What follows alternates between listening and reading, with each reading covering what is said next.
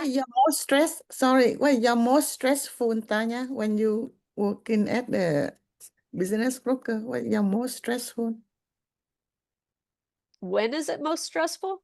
for you? Yeah, why the most stressful?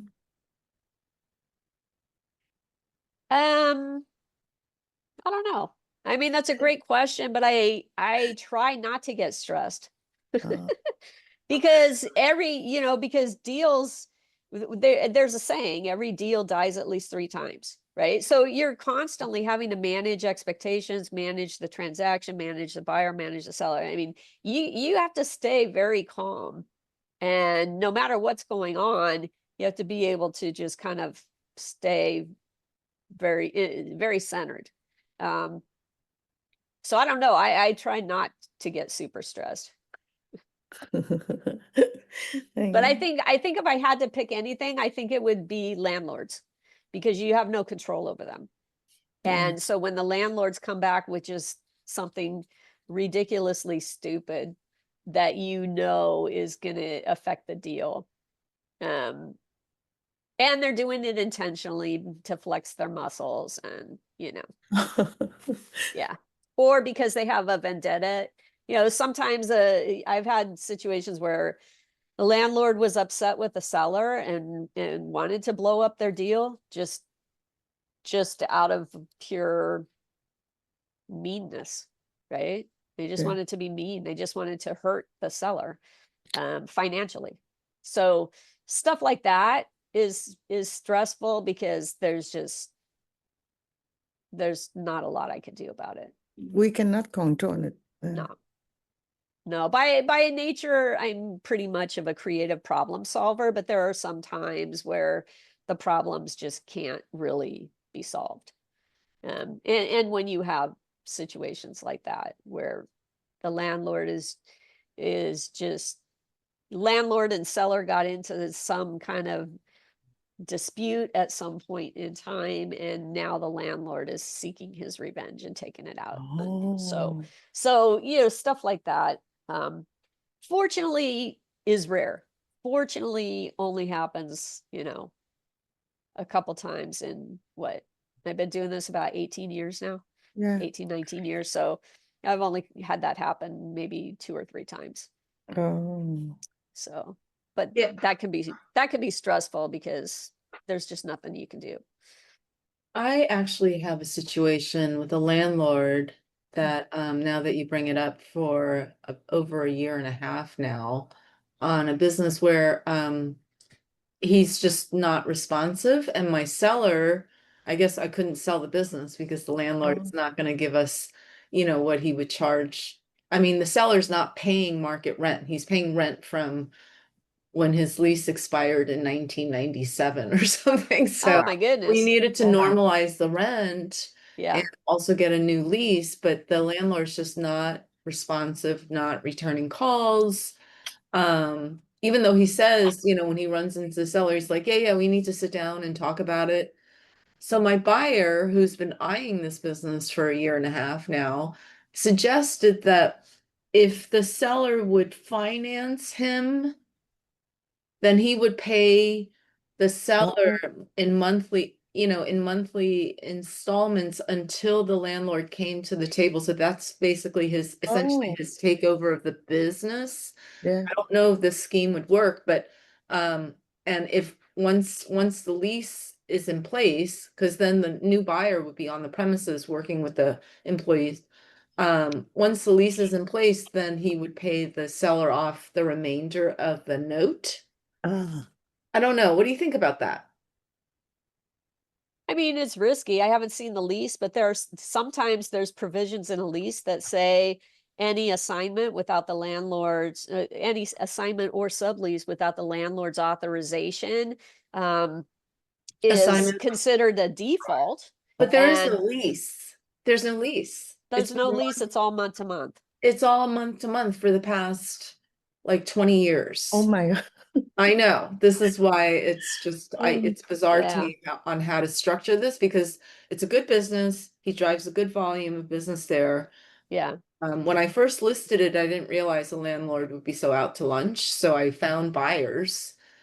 And there is one specific buyer who wants to expand from his location to this location. And he's even interested in buying the building if the landlord would be responsive enough. I To just sell don't it, yeah. kind of, yeah, Yeah, I mean, it's high risk, and ultimately the buyer may be willing to assume the risk. So, from a buyer standpoint, if they're willing to assume the risk, yeah, on a month-to-month lease, a landlord literally can just give them 30 days notice and tell them to get out. right. Oh, Which is So, why the buyer wants to structure it as a seller's note. You know, mm, it's like, I'll take over your business, mhm, pay you monthly with a down payment, of course. And, he's assuming at some point the landlord's going to have to face the new person operating the shop, right? So once the lease comes, yeah. what do you think of that structure? I mean, I think the other risk there is if the landlord hasn't been given, hasn't been increasing the rent over Right, the last 20 years, right. then the buyer could be in a situation where they maybe they don't even want to have a lease, because if the landlord actually sits down and looks at what the market rents are versus what he's being paid, that lease value, or a lease, the base rent on a lease might triple from what or quadruple from what the current tenant is paying. So, I mean, there's a lot of risk involved, but again, oh, the buyer if the buyer is willing to assume the risk, then anything can be done. I mean, that's the beauty of selling businesses. Anything in contract law, really, anything that the buyer and seller agree to can be done, so long as it's not illegal. So, the buyer needs to understand the risks, and if the buyer is willing to take on those risks and assume those risks, then it can be done. Yeah, is it How true? sensitive to the location is the business?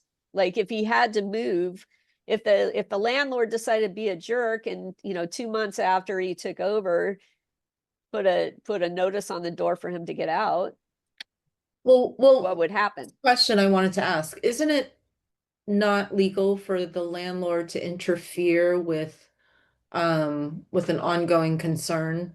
I mean, The landlord owns the building. The landlord owns the property, and there's no lease in place. It's month to month, so the landlord can do whatever he wants. oh, right. The existing tenant, he can give the existing tenant a 30-day notice to get out anytime he wants. Mm-hmm. And the tenant would have no recourse. The tenant would need to just find another space and relocate the business or shut oh, it down. Yeah, it just doesn't make sense to me in terms of the landlord. He's charging rent that is, really out of whack. So his cap rate on that building, which is the rest of it is empty. There's only one operating business in it. So it's not like he can define the selling price of that building off of one rental space, right? So it would be, Sure he can. what's that?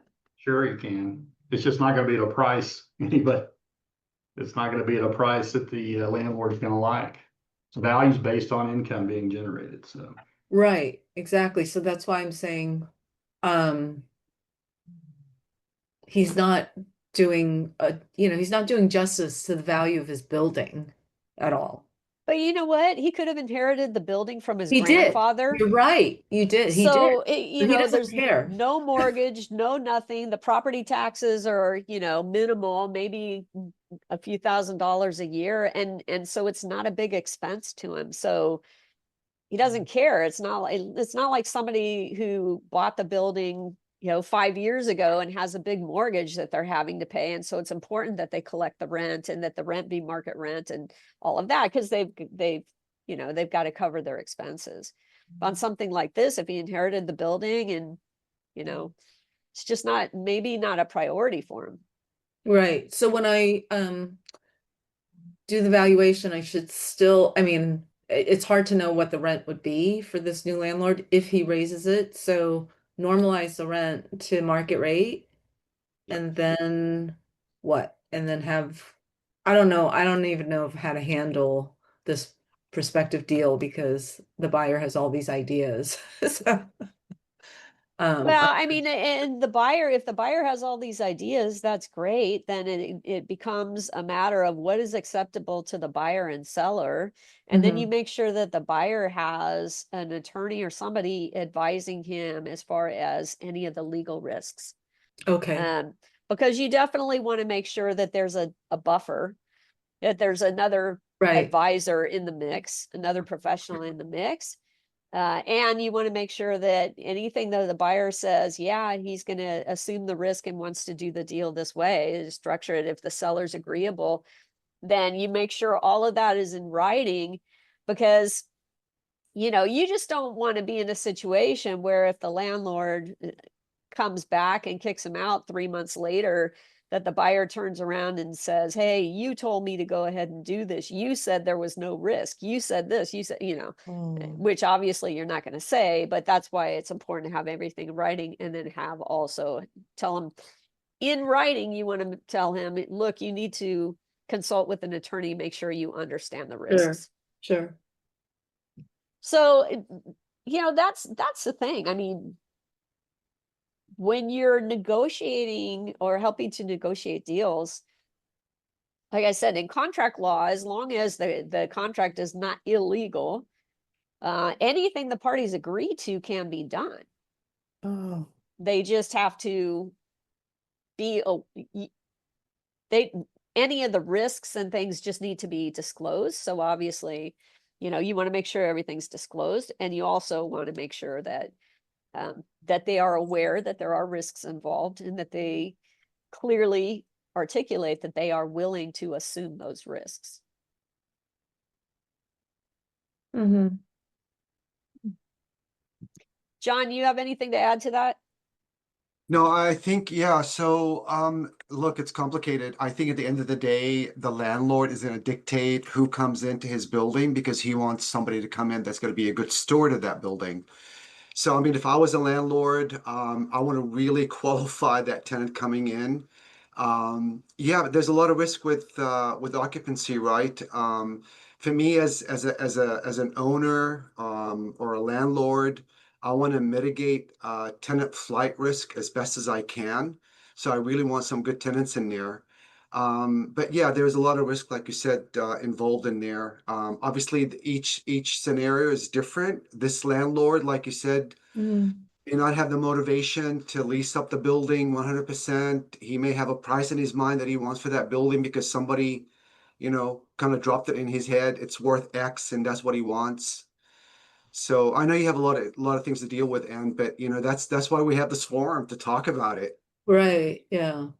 I mean, the good news is he hasn't given the existing tenant a notice to vacate, which he could do if he wanted them out. I would think that, if he had somebody, let's say there was a scenario where he had somebody that had approached him that wanted to rent out the entire building. And so maybe that's why he doesn't want this one tenant, this one occupant, to have an actual lease, and he just wants to keep them on month to month while he's negotiating. But you said they've been on month to month for 20 years. So, I mean, no, I his just, building has issues. The business that we're talking about only occupies 5,000 square feet of the building, and the building is 12,000 square feet. So the rest of the building, the rest of the slots, yeah. There were tenants in there who actually lived there, and so he's violated, some fire codes, so he has Oh, to wow. Yeah. upgrade. Okay. Yeah, that's sticky. So he has to upgrade the building in order to get it ready for market, or for, to rent again. Hmm. And he's just kind of ignoring that. And the fire inspections are very complicated in this area of town. Mm. So, we're kind of stuck, and we're like, okay, well, what's he dealing with? So maybe we can take over the business while he's busy with, fixing up the building. I don't know, but, Yeah.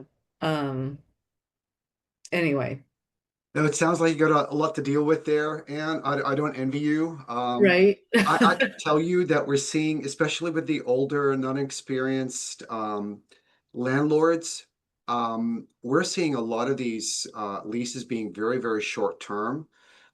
Their fear is that if they get a bad tenant and they're stuck for long-term leases, they don't know how to handle them, and they don't want to complicate things by hiring attorneys. So at least on my end, I'm seeing a lot of these older, smaller mom and pop operators really want to mitigate their risks, and that's why they do these. Once the leases are expired, they tend to like this, month to month lease setup, or at least lease term, short term, month to month. Now, it's conversely different when you're dealing with more sophisticated landlords and operations where you have, multi tenants, retail centers, or industrial parks. Hmm. Want to have long-term leases in place. They want to be able to say, look, here's the cash flow. The cash flow stream is going to be good for the next 5 years, 6 years, 8 years, whatever it may be. And especially if they're going to do some sort of underwriting, or if they're going to go to market, it's just going to bode well when you have full occupancy and at least they're at market rates. You're Yeah. dealing with a lot. It's very complicated. It sounds like there's so many layers that you got to peel back to Yeah. sense of Yeah. this. Sorry that you have to deal with that. Yeah, I mean, I think what I might try to do, if you can, is try to set an appointment, or schedule a call or something. I would try and With get the face to landlord. face with the landlord. Yeah, no, believe me, I've tried. I've Yeah. actually even sent an LOI because my buyer, who's very motivated, Mm-hmm. um, on the buying the building from my buyer, and the landlord was just like, he kind of snuffed at it, but then I heard from my seller who occupies that his building, says that he saw some commercial realtors come through, suits. Okay. So he was probably getting a gauge of what it would be worth on the market after Yeah. my LOI. After receiving the Yeah. LOI, yeah. Yeah. Well, yeah, because he wants to make sure he's not being lowballed,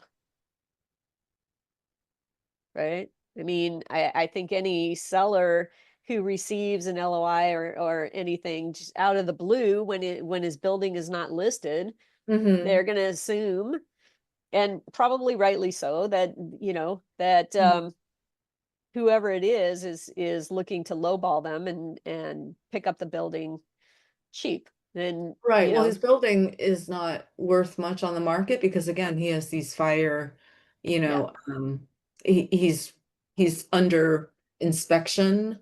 He can't pass inspection. The appraisal report would not come back favorably because he had a tenant in there who built a kitchen. It's an industrial space. yeah, Um, so yeah, you're right, John. It's a mom and pop inheritance, and maybe he's just intimidated by the dealing that's going on because he does have a good tenant in there who operates a very prosperous business. And so sometimes, cost to cures are provided, especially when you're doing the appraisal side of things. So Hmm. if there are issues with like, illegal structures, and if the seller is really motivated and they've actually went out to the market, talked to a contractor, and figured out what the cost to cure that is, and bring that into the equation, then the appraiser can take that on and say, look, to remedy this issue of illegal structures, we were provided with a contractor's bid to correct this issue. It's X dollars, and then you back it out from the value. So there are ways that you could work around different things, but you've really got to get, feedback from the marketplace, from professionals, of how you could, move forward on certain issues, because there are some things that are very sticky, especially here in Los Angeles where I'm at. There is a ton of illegal structures, a ton. Uh-huh. Yeah. So I know with like, Fannie Mae and Freddie Mac, and FHA, there are some guidelines. So long as it's built correctly to code, they're allowing these things to take place. Can you imagine going in and tearing down all these illegal structures in Los Angeles? It would be a nightmare. Anyway, that's my yeah. 2 cents on that. And what kind of business is it? It's an auto repair shop. Oh, Mm. okay.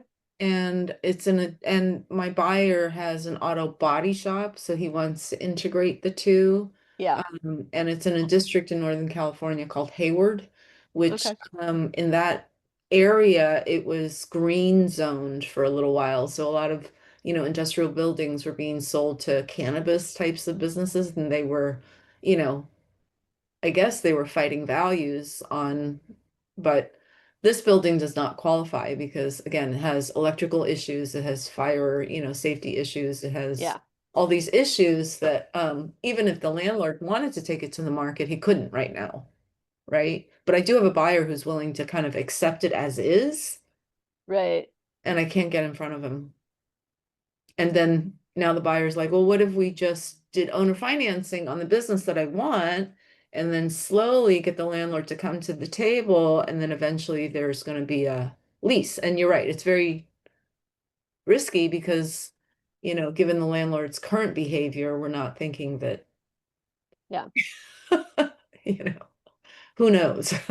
So yeah, maybe walk away from this whole thing. I'm not sure. I'm not sure how to help both parties. Like there's a deal waiting to happen, but you're right. Yeah. The landlord is the hiccup right here. Yeah. That they can blow things apart sometimes. But well, good luck with that.